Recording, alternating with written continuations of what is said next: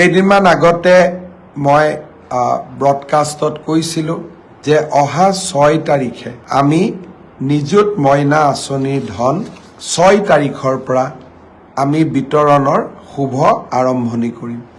মই আজি পুনৰ দোহাৰিছোঁ যে অহা 6 তাৰিখে প্ৰত্যেকটো বিধানসভা সমষ্টিত অনুষ্ঠিত হ'বলগীয়া এখন সুন্দৰ সভাৰ মাজেৰে আমি নিযুত মইনা আঁচনিৰ শুভা আৰম্ভণি কৰিম।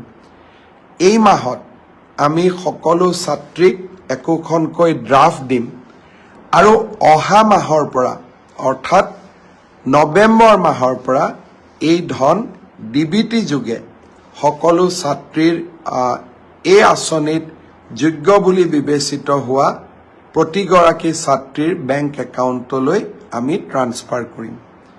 আৰু কোনোবা ছাত্ৰী যদি ভুলত বাদ পৰি যায় আপোনালোকে মোক জনাব, মই তৎকালীনভাৱে ব্যৱস্থা ল'ম।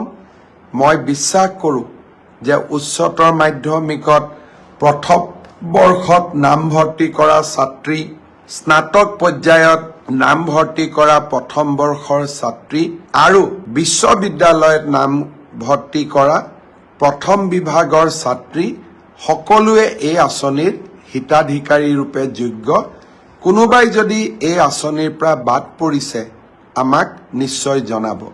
অৱশ্যে সেল্ফ ফাইনেন্স কোৰ্চত পঢ়া ছাত্ৰীসকল এই আঁচনি পোৱাৰ বাবে যোগ্য হ'বনে নাই তাৰ বিষয়ে শিক্ষা বিভাগত মন্থন চলি আছে।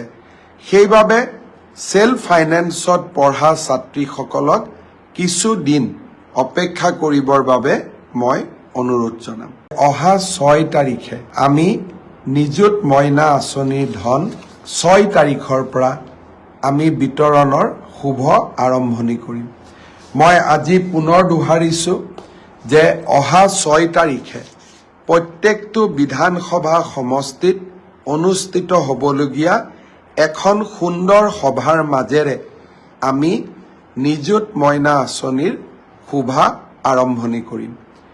এই মাহত আমি সকলো ছাত্ৰীক একোখনকৈ ড্ৰাফ্ট দিম আৰু অহা মাহৰ পৰা অৰ্থাৎ নৱেম্বৰ মাহৰ পৰা এই ধন ডিবিটি যোগে সকলো ছাত্ৰীৰ এই আঁচনিত যোগ্য বুলি বিবেচিত হোৱা প্ৰতিগৰাকী ছাত্ৰীৰ বেংক একাউণ্টলৈ আমি ট্ৰান্সফাৰ কৰিম।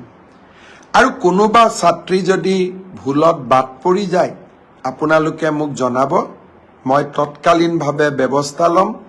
মই বিশ্বাস কৰোঁ যে উচ্চতৰ মাধ্যমিকত প্ৰথম বৰ্ষত নামভৰ্তি কৰা ছাত্ৰী, স্নাতক পৰ্যায়ত নামভৰ্তি কৰা প্ৰথম বৰ্ষৰ ছাত্ৰী আৰু বিশ্ববিদ্যালয়ত নামভৰ্তি কৰা প্ৰথম বিভাগৰ ছাত্ৰী সকলোৱে এই আঁচনিৰ হিতাধিকাৰী ৰূপে যোগ্য।